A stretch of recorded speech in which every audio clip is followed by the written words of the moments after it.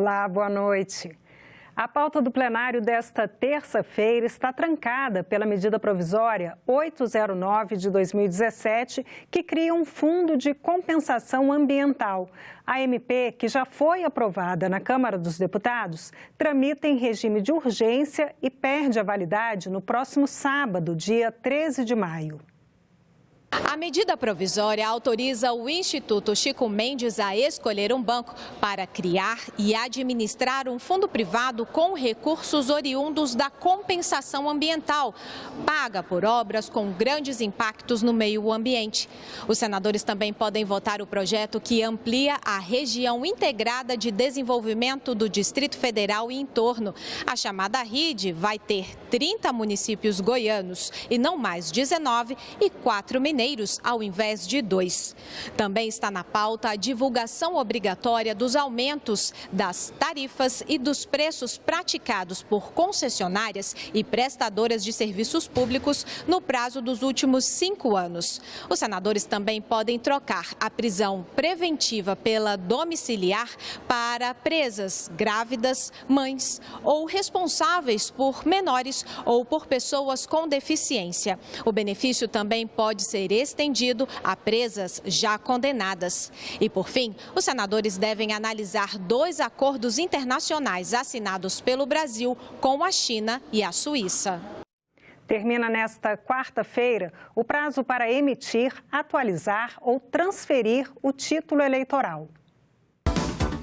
Vai participar das eleições em outubro? Então fique atento. Quarta-feira, 9 de maio, é o último dia para solicitar o título, alterar dados cadastrais ou mudar a cidade de votação. Também é o prazo final para o eleitor com deficiência ou mobilidade reduzida pedir a transferência para uma sessão com acessibilidade. E ainda para que os presos provisórios e os adolescentes internados possam regularizar sua situação eleitoral e votar. Essas pessoas têm que comparecer ao cartório com um documento oficial de identificação original, um comprovante de residência e também levar o título, se ela tiver, né? Se ela tiver o título, ela leva o título também, que a gente vai fazer uma vistoria lá, vai fazer uma consulta ao cadastro e verificar se é possível aquela alteração naquele momento, né? Trabalhar fora e cuidar da maior parte dos afazeres da casa ainda é uma realidade muito mais vivida pelas mulheres do que pelos homens no Brasil. A famosa jornada dupla, a divisão desigual de tarefas entre homens e mulheres, é o tema do especial Cidadania, que vai ser publicado amanhã no Jornal do Senado. Homem cuidando de criança e limpando a casa ainda causa estranheza no Brasil.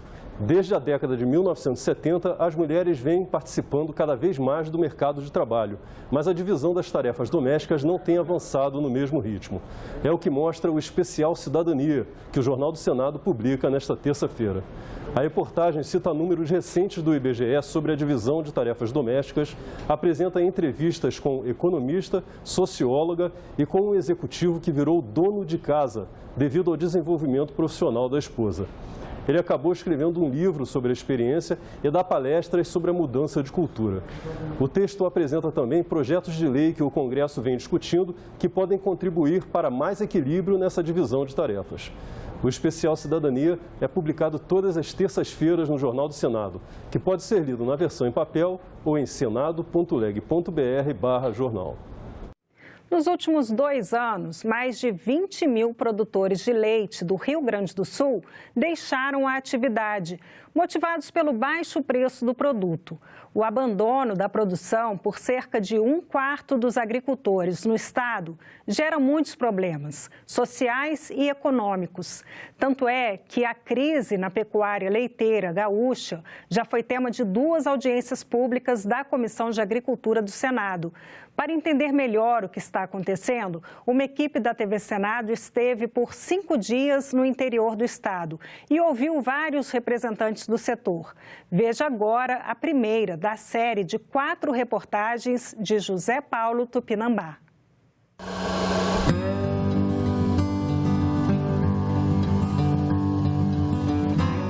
O leite está presente na mesa de quase todo café da manhã aqui no Brasil. Queijo, manteiga, iogurte, tudo é feito de leite, que virou um dos grandes negócios da agropecuária nacional.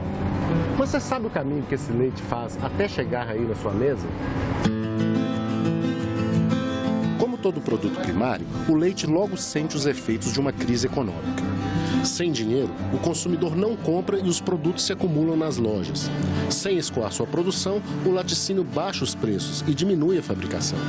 O leite passa a sobrar no mercado e a conta estoura no produtor, que não tem alternativa a não ser aceitar os baixos preços oferecidos pela indústria. No ano passado, quase 20 milhões de vacas produziram mais de 33 bilhões de litros de leite no Brasil, gerando uma renda de quase 40 bilhões de reais ao produtor. Minas lidera a produção nacional, com cerca de 9 bilhões de litros. Em segundo lugar, vem o Paraná, com 4,7 bilhões. E logo atrás vem o Rio Grande do Sul, 4,6 bilhões de litros. Mas enquanto Minas tem quase 5 milhões de vacas ordenhadas, os gaúchos contam com menos de 1,5 milhão.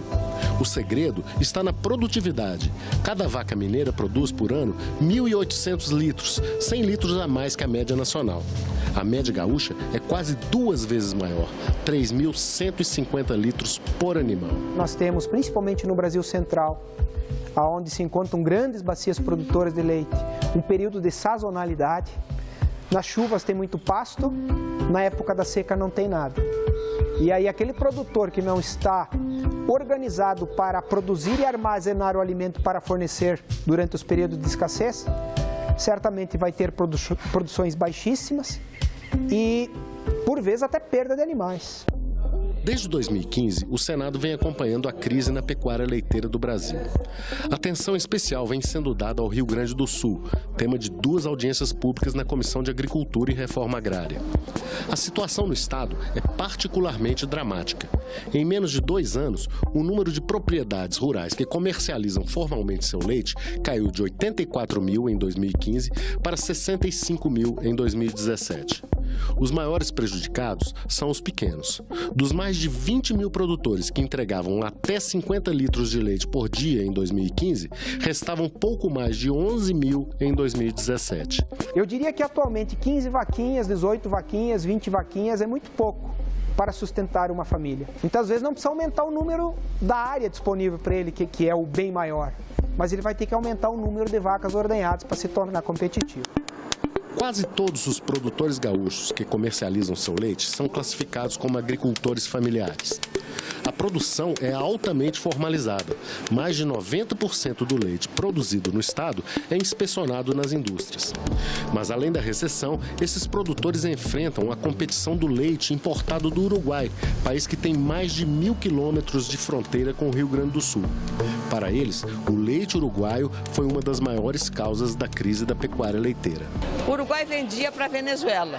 A Venezuela quebrou e aí ele pegou e achou que deveria vender esse excedente que ele tinha, que ia para a Venezuela, vender no Brasil. Para o consumidor não importa se é do Uruguai, então, para ele quer preço. Do ano de 2017 para cá, baixou, quase zerou as importações.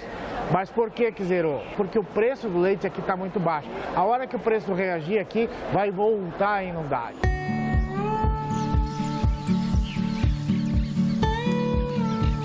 Durante 5 dias, a equipe da TV Senado viajou pelo interior do Rio Grande do Sul para fazer um retrato da crise pecuária leiteira no estado.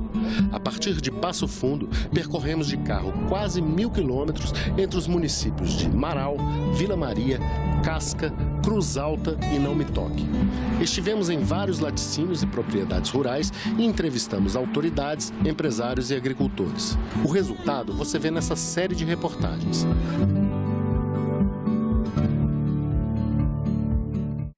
De amanhã, você verá as dificuldades por que passam os produtores de leite do Rio Grande do Sul. A crise financeira no Rio Grande do Sul é tema do programa Assunto de Estado desta noite. Veja na coluna do jornalista Ronaldo Martins. O governo do Rio Grande do Sul estima que neste ano o estado tenha um déficit fiscal de quase 7 bilhões de reais. Hoje, 75% da receita são comprometidos com a folha de pagamento. Mas os servidores estão recebendo os salários de forma parcelada por falta de recursos. Uma das causas dessa crise financeira é o endividamento do estado. O Rio Grande do Sul tem uma dívida total de cerca de 100 bilhões de reais, mais da metade com a União. Para tentar amenizar o problema, o governo estadual negocia a adesão ao regime de recuperação fiscal. Em troca de uma carência de 36 meses para o pagamento da dívida com o Tesouro Nacional, o Estado tem que privatizar empresas e fazer um ajuste fiscal. O senador Paulo Paim, entrevistado do programa Assunto de Estado, é crítico desse acordo. Na opinião dele, é preciso rever a dívida. Ela teria crescido de forma acelerada por causa dos juros altos. A dívida é o caminho.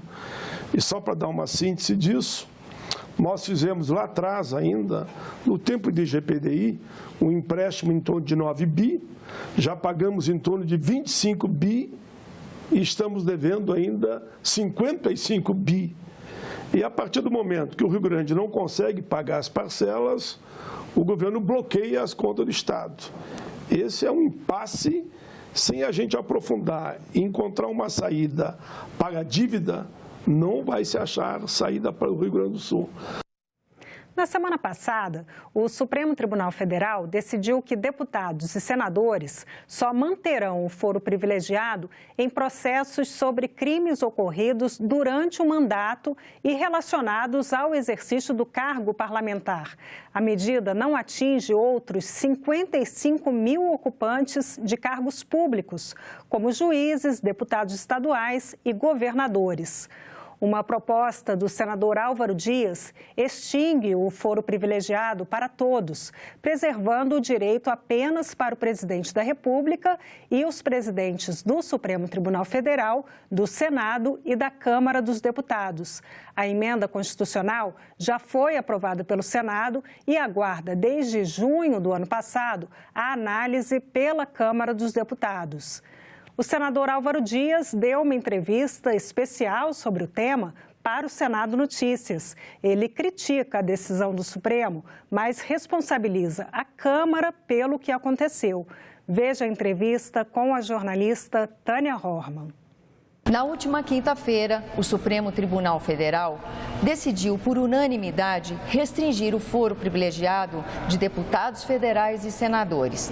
A medida já está em vigor e quem vai fazer uma análise conosco dessa decisão é o senador Álvaro Dias. Ele que é autor de proposta de emenda à Constituição que prevê o fim do foro privilegiado para todas as autoridades brasileiras, à exceção de presidente da República, presidente da Câmara, presidente do Senado e presidente do Supremo Tribunal Federal. Senador, queria agradecer a sua presença aqui, a atenção da sua entrevista. Vamos começar conversando. A proposta que o senhor apresentou no Senado Federal, aprovada por unanimidade também pela Casa, na verdade ela tramita desde 2013. Como é que o senhor vê o Supremo Tribunal Federal tomando uma decisão que podemos chamar aqui de legislar, não é? É verdade. Quando o Congresso já estava trabalhando essa questão. Olha, realmente a apresentação foi em 2013, portanto antes da Operação Lava Jato, e a proposta foi aprovada em maio do ano passado. Está na Câmara desde junho. A Câmara deveria ter aprovado em agosto ou setembro, o mais tardar. E, portanto, nós já estaríamos vivendo sob os efeitos do fim do foro privilegiado. Seríamos todos iguais perante a lei, então as autoridades estariam sendo julgadas em primeira instância. Provavelmente nós teríamos um espaço maior para a renovação política, porque muitos dos atuais parlamentares, senadores e deputados estariam impedidos de disputar a eleição. Então agora vem o debate no Senado e uma decisão no Senado. Isso é invasão de competência? De fato, é invasão de competência. Mas a causa é a omissão da Câmara. A Câmara se omitiu, a Câmara foi leniente, ela foi preguiçosa.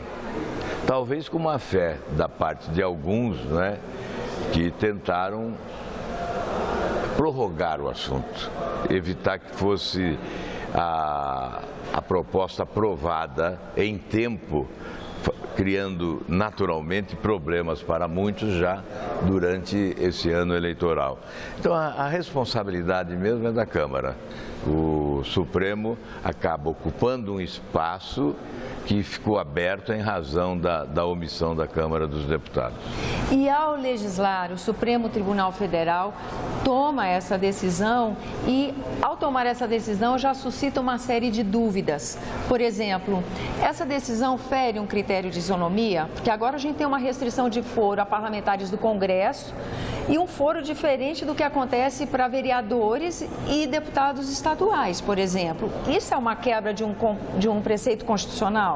Não, é preciso destacar exatamente isso, que é uma restrição limitada, limitadíssima, que alcança apenas detentores de mandatos no Legislativo. Com a consagração de uma jurisprudência que estabelece foro privilegiado vale para crimes praticados durante o exercício do mandato, obviamente nós estamos restringindo muito pouco, porque boa parte dos crimes, quase todos os crimes, são praticados no exercício do mandato, porque os mandatos são consecutivos, né? São sucessivos. É evidente que há casos como esse que foi julgado de um prefeito, era prefeito, tornou-se deputado federal e com isso obteve o foro privilegiado. Então volta para a primeira instância, porque o crime foi praticado quando ele era prefeito. Mas isso é uma exceção à regra. Me parece que o jornal o Globo fez um levantamento e concluiu que apenas 1%, que essa restrição alcança 1% apenas das ações. Né? De um universo Exatamente. Bem maior, né? E estabelece sim essa distinção. É foro para alguns, não é para outros. Então, realmente há aí um questionamento que pode ser apresentado a qualquer momento. A própria definição sob que critérios vai funcionar esse foro privilegiado. Eu pergunto ao senhor, a sua intenção ao apresentar a proposta de emenda constitucional foi justamente buscar uma igualdade entre os cidadãos, que a lei atingisse a todos, não é isso? Exatamente. Nós precisamos parar de buscar subterfúgios, né? Atalhos. Nós temos que acabar com o foro privilegiado. É simples. Ou se acaba ou não se acaba. O Supremo não acabou. O foro está presente, o foro privilegiado está presente para mais de 55 mil autoridades no país, dos 3 poderes.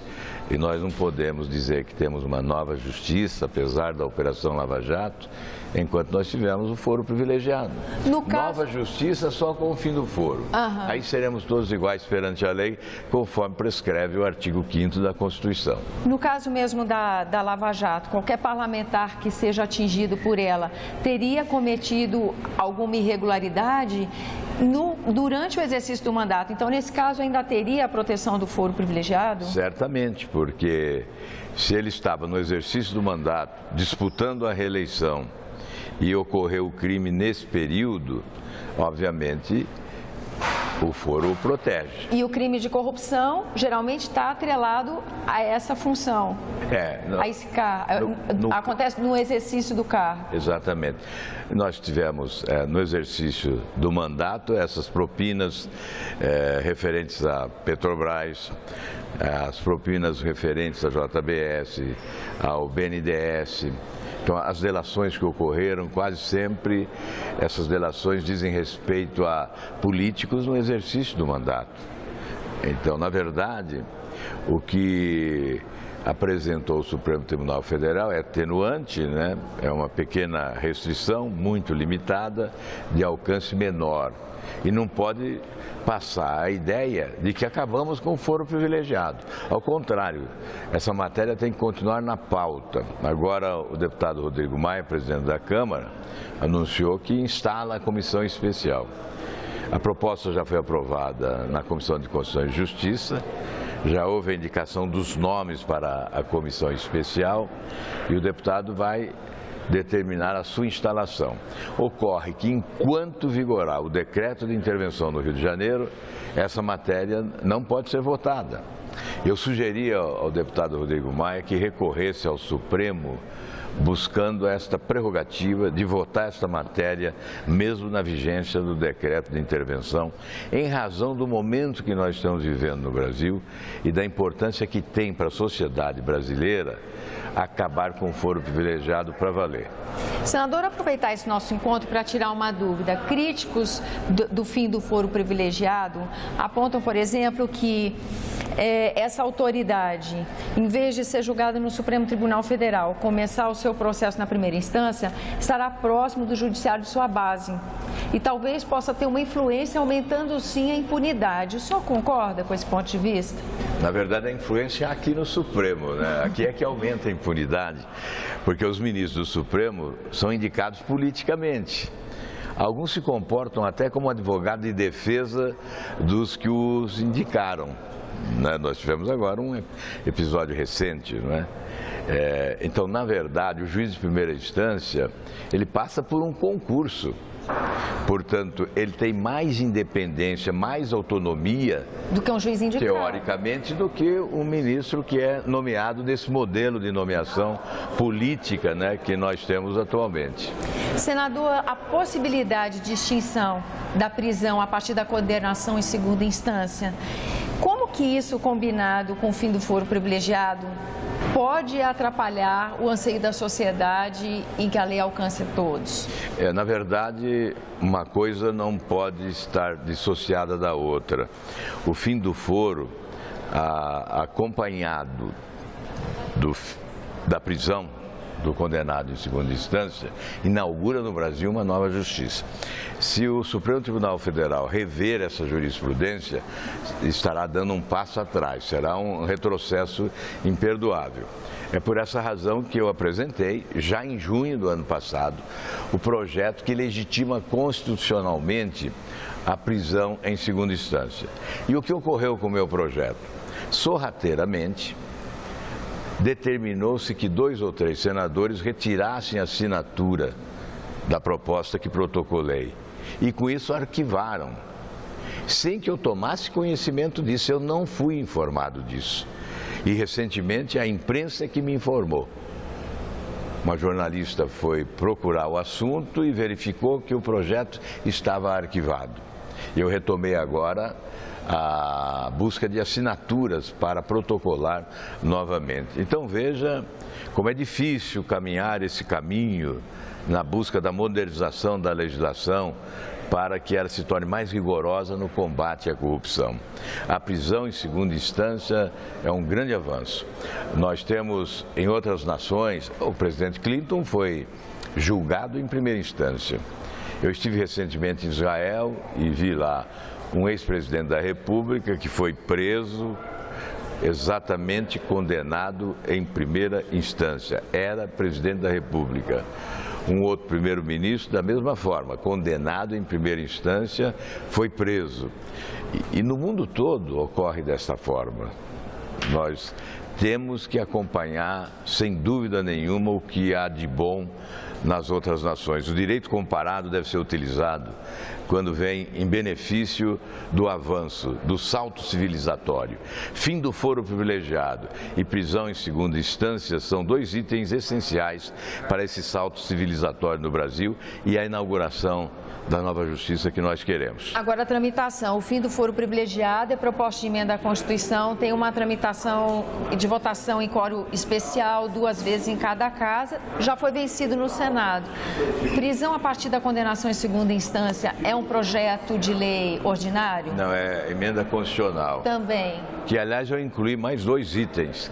Um que extirpa da Constituição a prerrogativa do Parlamento, do Legislativo, convalidar ou não a prisão de um parlamentar, como tem ocorrido, e o outro que também retira da Constituição a prerrogativa que tem o Legislativo de suspender ações penais em curso envolvendo parlamentares. São 2 privilégios também que não se justificam mais.